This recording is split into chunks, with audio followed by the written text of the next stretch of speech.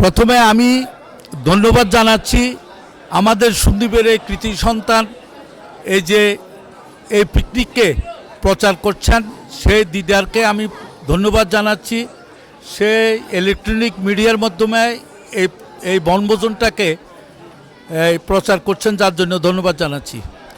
আমি ধন্যবাদ জানাচ্ছি এই পিকনিক কমিটির আহ্বায়ককে এবং এই বাউরিয়া ইউনিয়নের সভাপতি নজরুল ইসলামকে এবং সভাপতির সাথে পুরো টিমটাকে আমি ধন্যবাদ জানাচ্ছি।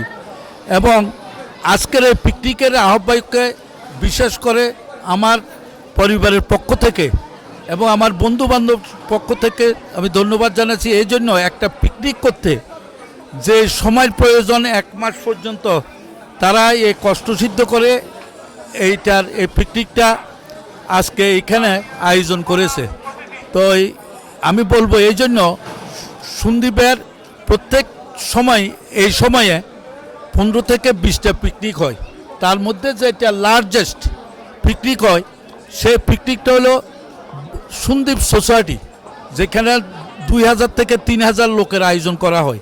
এবং সেকেন্ড লার্জেস্ট যেটা হয় সেটাই এই বাউরিয়ার এই সংগঠনটাই করে। তো এই জন্য আমি ধন্যবাদ জানাচ্ছি। যত সংগঠন আছে সেই সংগঠনের মধ্যে বাউরিয়ার সংগঠনটা তাদের রেখে আসা এই সন্দীপে, তারা সন্দীপের জন্য অনেক কাজ করেছেন, স্কুল কলেজ হসপিটাল অনেক কাজ করেছেন। তো এই জন্য আমি আবারও দিদারকে আমি আমাদের এই পিকনিকের পক্ষ থেকে এবং এই সন্দীপ পরিবারের পক্ষ থেকে আমি ধন্যবাদ জানাচ্ছি। এবং এই জন্য ধন্যবাদ জানিয়ে আমি শেষ করছি। আসসালামু আলাইকুম।